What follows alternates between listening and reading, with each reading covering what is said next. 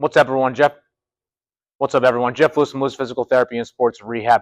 I want to talk today about how we go about determining when an athlete is ready to start their running progression after sustaining a hamstring strain injury. So the reason I want to talk about this is because hamstring strains they seem to be very perplexing for a lot of people to manage. And I'm always learning different ways to go about treating these. But I think historically, we do not push hamstring strain injuries enough in terms of we delay getting them to running when they are probably ready to start running sooner rather than later. I'm going to talk about that a little bit as to why and the principles that we follow to determine when they're ready for that. What I'm not going to be going over today is an in-depth rehab running progression. I'll probably do that video at another point because with hamstrings it's a little bit of a different process. But really, we're going to go over again today how we go about from athlete sustains a hamstring strain injury, and then how we get them ready to run more than anything. So first thing we want to talk about is an injury grading system. There's a specific classification for hamstrings, but really from the standpoint of just keeping it very general for the purpose of this video, we're going to go grade 1 is going to be essentially a overstretching of the fibers, so there's not full separation. Grade 2 is going to be more of that partial injury, and grade 3 is again a complete rupture. So historically, what we see more of than anything is the grade 1s to 2. The grade 3s do happen, but it's generally a grade 1 to 2. And the injuries predominantly, when it's a sprinting-based injury, happen at the musculotendinous junction of the biceps femoris, which is one of 3 hamstring muscles. More stretching-related injuries are usually a little bit more of one of the other hamstring muscles, semimembranosus. But again, we're going to, for the sake of this video, talk specifically about these sprinting-related hamstring injuries, because again, sprinting is when we see these injuries happen.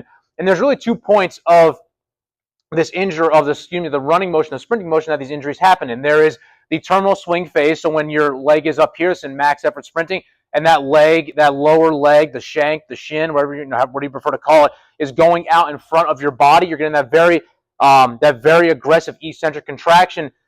And then the other part of it, and this is especially those that are overstriding, is when that foot comes down, and if you're overstriding, that foot comes in front of you, what happens is you have a very large braking and deceleration effect from that hamstring, specifically the biceps femoris, and then you essentially use that hamstring to kind of pull your body forward, and that's where that hamstring gets overloaded. So those are kind of the 2 ways that we look at the hamstring being injured, specifically the biceps femoris, from the terminal swing phase, but also really from that braking deceleration aspect more than anything. So there's that.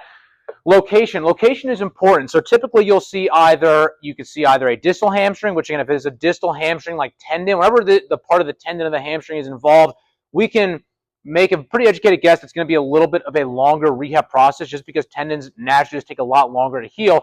If you have an individual that just has a really muscle belly injury, those will typically be able to move faster with because the muscle is going to have a little bit of a better blood supply more than anything. And then the more common area is the musculotendinous junction. So that is where that muscle blends into the tendon. The one area that if you have it occur at that is typically takes a little bit of a longer rehab is if you have it on that proximal tendon, essentially where those hamstrings come up and converge in that one tendon that attaches up to the ischial tuberosity, really high up in the butt. Those historically take a lot longer than muscle belly or musculotendinous injuries, along with central tendon. We're not going to get into that right now, but those are really the kind of how we look about, okay, we've identified the hamstring injuries at this location. How is that going to potentially go into play for our return to play process? And ultimately, our clinical exam is what is going to determine a lot of that. So, strength deficits. If we kind of go back to the grading, if you have someone that has a grade 1 injury, they are really not going to have probably that pronounced strength deficit. So, a perfect example is you have them lie on their stomach.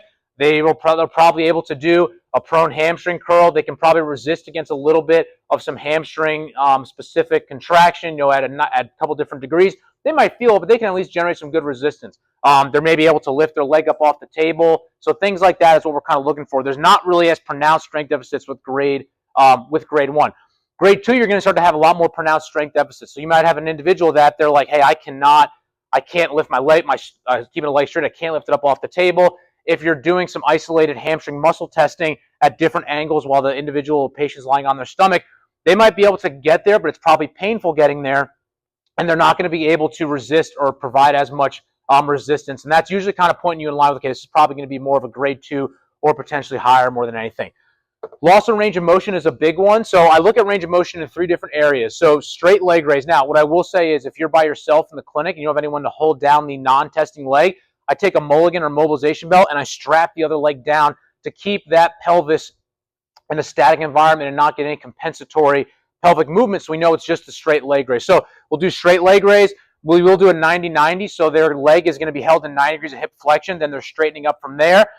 And then a max hip flexion, so their hip is being brought maximally towards their chest, and then they're straightening from there. Especially if you have an individual that has a proximal-based injury, a more proximal, muscular tendinous, proximal tendon, the max hip flexion one is going to get them a lot.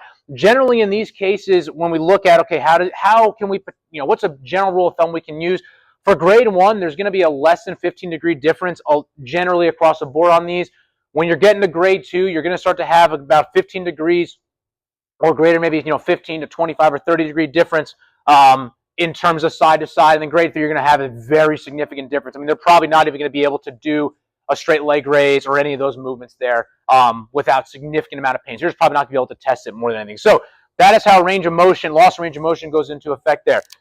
I have it here, but I'm going to kind of put this here of walking. People don't realize how if you get your hamstring good from an injury standpoint, it is going to be very difficult for you to walk. The reason being is because your hamstring, when we walk, that leg is going out front, that heel comes down. When that heel comes down, that hamstring has to brace to allow you to come over onto that leg with your body.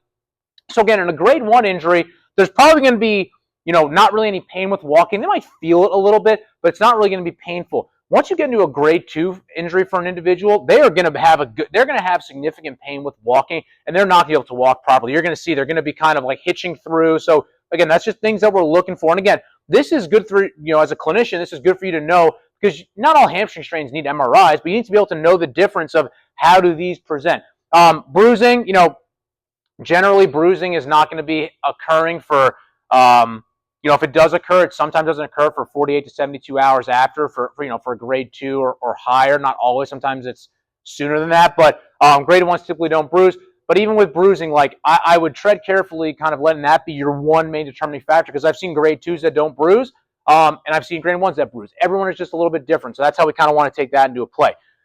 So that is, again, a very in-depth overview, general but in-depth overview of injury grading and injury location, and how we look at that from our clinical exam, and how that might give us a better idea of that first day when they ask us, hey, how long am I going to be out, just to kind of have a general ballpark of prognosis of, hey, it's going to be probably X number of weeks versus not.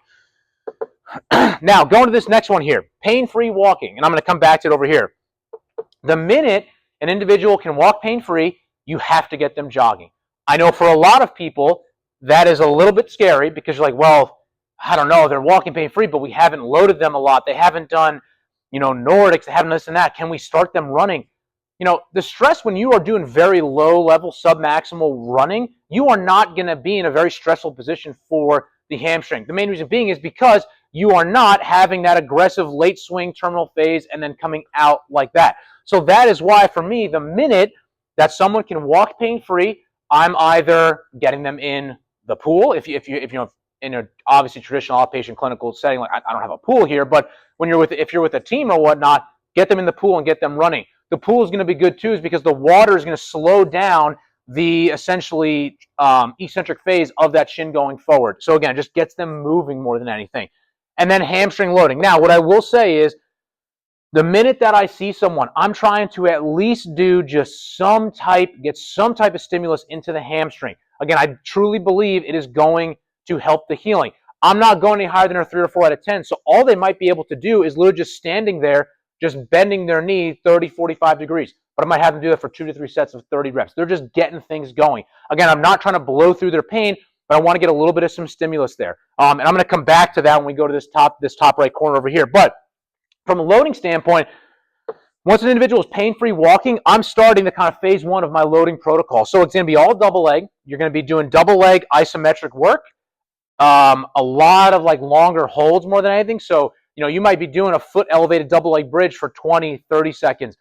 You're doing some prone isometric holds. I wouldn't necessarily say going against a hamstring curl machine, because you're going to get a load of an eccentric component there. But if you can put the hamstring curl machine at a specific angle and keep it there, then pushing into it, that's going to be a better alternative. So there's going to be a lot of isometric. And then we are generally starting some eccentric focus. And really the first thing I'll go to is just a valve slide eccentric only. So they bridge up, their legs slide out 3 to 5 seconds, hips come down, and they curl back in. I don't want to get that long lever concentric contraction where they're curling back in. So again, this is all about just getting the hamstring going more than anything. The big thing, though, is once you are pain-free walking, again, yes, we are starting this, but the minute they're pain-free walking, again, I mentioned the pool. If you have that, great. Otherwise, we're starting some power speed mock drills. So depends what circle you're in. This is more from the track world, whether you call them power speed or the mock drill. So Gerard Mock, a kind of track coach from a while back, you look it up. These are kind of some drills that they were popularized from that standpoint. But really, more than anything, it's very movement-based drills that are putting the hamstring in a non-vulnerable and non-provocative position. So we'll do a lot of ankling. So I might stretch out 20, 30 yards, and I'm just having them performing ankling. So again, with ankling, when it's done incorrectly, it looks like you're trying to do a high knee, but you're not. Ankling is really more about performing small ankle-based movements, so minimal hip height and minimal knee bend, and it's predominantly a foot and ankle. So when you are essentially performing ankling, you want to have a little bit of an arm movement, minimal hip and knee bending, and it's all foot and ankle. So really what it looks like is you're running with your foot dorsiflex, so kind of those toes pulled up, but you're really more than anything going on you're striking on the balls of your feet more than anything. So not flat foot, but on the balls of your feet. And what we're trying to do there is we're trying to just get that foot and ankle complex used to landing in a little bit of a dorsiflex position to use that energy to plantar flex. Dorsiflex, plantar flex, dorsiflex, plantar flex. And we'll do that a little bit in place, just getting the rhythm down. And then we'll maybe just have them go again 3, 4, 5, 6 sets of ankling. And we try to do this early on as we can because there is going to be an aerobic and conditioning effect with that. So you just want to get them moving because the longer you wait to do dynamic stuff like that, they will become detrained.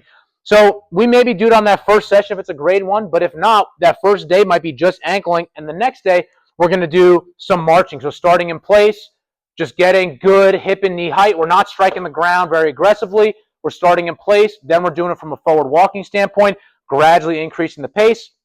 We're doing then some pogos. So again, no real movement from the hip and knee. This is all foot and ankle, just moving through that dorsiflex plantar flex, just teaching good rhythm of getting on, getting off the ground, and then some skipping, nice and easy. So again, just a nice easy A skip. We're here, just nice and controlled. This is all extensive, so this is not an intensity-based part of this program, okay? And then after that, then we get into more of the rehab running progression standpoint, whether you're going upright running or more acceleration-based work. That's definitely another video for another time. But again, this you want to start early. You want to start this early on. So for a grade 1 hamstring injury, you might be doing this by day 3 or 4. And some people are like, well, hold on. You're starting to get them moving at day 3 or 4 after a hamstring injury. We haven't done hamstring curls on a machine through a range. We haven't done Nordics. We haven't done all that stuff. You don't necessarily need to. There is nothing that we do in the weight room that is going to compare to the stress that you get from running more than anything. So we use running as the main hamstring stress, and we gradually increase the distance and the intensity to gradually acclimate the stress of the hamstring. Now, you do have to do loading. Now, no doubt about that, because the loading is going to be secondary to the point where you might just need that little extra kind of force into the hamstring at a specific angle you might not necessarily get into with running that's going to help propel them into that next stage and just get things kind of kicked on a little bit. So I've done that. There's been a lot of times with guys like that where they're just like, yeah, you know what? They're running like 90% or whatnot. They just don't feel comfortable still kicking it up a little bit of another degree. So we'll be very smart about the running. Well, then we'll find, okay, what are some other ways we can load them just to get that stimulus to then allow them to get another stimulus from a running standpoint. So that's how you have to load. No doubt about that. I'm not saying that. But the main focus of hamstring strain rehab needs to be the gradual, acclimated, progressive running more than anything. So that's the most important thing. The last thing I want to touch on here is you have to keep training. You have to keep training. When we look at speed, from just a residual effect standpoint, speed becomes detrained within 5 to 7 days. And when I say detrain, I mean you have a large nervous system stimulus removed from your program when you can't sprint. So we need to find other ways that keep the nervous system going, not only from a nervous system, but from a conditioning standpoint as well. Again, conditioning-wise, the minute we can do a lot of this stuff here, I'm going to try to do this. There's plenty of guys I know where they're doing just a workout early on of just these drills, and they're sweating after it. Most guys don't do that often. So it's a great way to get them moving and feeling confident. Hey, I'm doing stuff. I'm moving. I'm doing some running type stuff. But you have to keep training. Keep that total body stimulus in there. So we'll do some heavy upper body work. We'll do some seated med ball work. You have to do core work. A lot of guys will have issues with their hamstring because of the core. So again, this is all the things I take into account when I'm determining is a hamstring strain ready to run. So if you have, if you have a hamstring strain injury, you're not sure when you should run, you're trying to figure out what the best kind of approach is, or if you're a clinician with questions on that, drop a question below in the comment section and subscribe to our channel. More content like this. Again, I'll probably put out a rehab running progression video at some point, but that's a lot more. It's simple. It's made a lot more of a complicated than it needs to be in today's day and age. But it's a simple but a complex process that needs to be done very well. So again, if you have any questions, leave them in the comment section below or subscribe to our channel for more content like this.